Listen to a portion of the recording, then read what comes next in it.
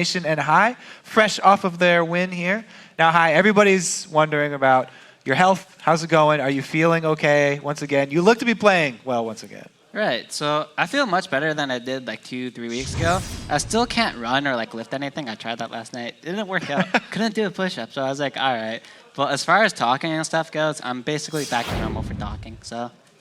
As far as your solo play, just by yourself in laning phase, are you feeling more confident as well? Yeah, so I'm not getting dumpstered in lane every time anymore. Like the first week, right before it, when we were practicing, I literally lost lane every single game, going like 0-5. Granted, I still feed sometimes, but I'm playing much better, and I'm not being a burden to my team anymore. So. Yeah, it looked like the Kha'Zix picks actually was a boon for you guys. A little bit of mind games there in Champion Select. Lemon, let's get some perspective on how this has affected the rest of the team. What? High's illness and his lack of ability to perform right when you guys came back, and now his resurgence.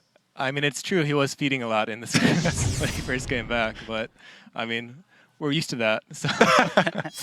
Has him coming back stronger and you guys actually starting off with a couple losses, has that changed your guys' mentality as a team coming back into the new split here?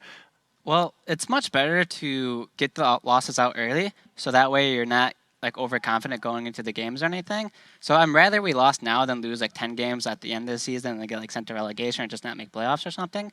So I'm happy that we lost now, and it made us realize we have a lot to work on. We're still not where we want to be, obviously, but at the very least, we feel that we're getting better and we're playing better. So we're happy with that. Even if we lose tomorrow, we've been happy with our play this week, and there's nowhere to go but up, right? All right, well, let's start with a replay of something that did go well, pretty much what you guys were able to snowball this entire game off of, this dragon fight. Let's get this replay up on your screen. So this is the really, really early dragon that you guys go for. Now, whose call was this? And walk me through sort of the thought process of the entire team as you're going for this dragon. Well, I believe Lemon and Mitos were calling the dragon, as they're always the ones that do it early game. They'll be like, hey, you want to do level 2 dragon? They're like, sure, why not? But I saw Voidboy start running from mid down to dragon, so I knew they knew we were doing it. At that point in time, I start rotating over, and they try to 3v5 us, and that does not work. They have 3 people here, we have 5, and we just get to clean up. They both use their flashes to get in, finish me off.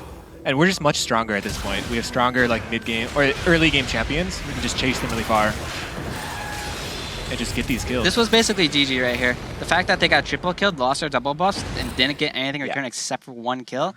At that point in time, they overcommitted to killing Lemon, and they suffered the price for it. Yeah, able to snowball the entire game just off that one play. Now, when you are a team who gets a play like this that early, and it's kind of handed to you, how do you make sure that you're going to finish off the game? Because we see so many LCS teams. Everyone complains, oh, they can't finish it off. They can't finish out games. They're having trouble. What makes you guys so sure that after a play like that, you're going to be able to finish the game?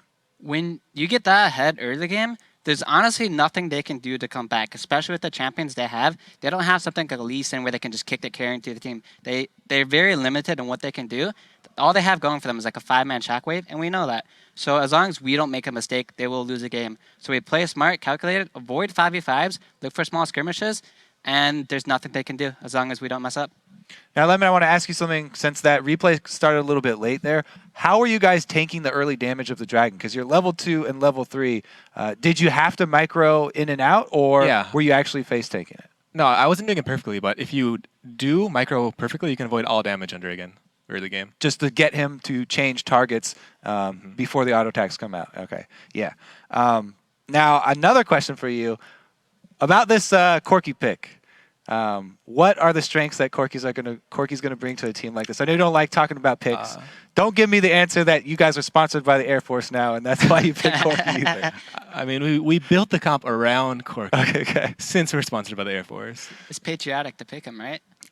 It is now, I guess. It is now. Speaking of that, we got LMQ coming up for you guys tomorrow. Now, coming into this week, they were 4-0. They're still tied for top spot now. Do you guys have something special planned for LMQ?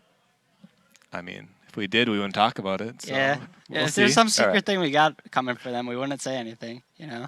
Okay. That's how secrets get revealed. Someone asking you say it, then it's not a secret anymore. Do you guys feel, since you started out not so strong this split, that there's more pressure to come up with strategies beforehand? Do you feel like you're taking these games more seriously, trying harder to come into the games with pre-made plans? I wouldn't say more pressure. I think when you're at the top, like you have first place, there's a lot of pressure to stay there. And I feel like coming like this, there's just less pressure.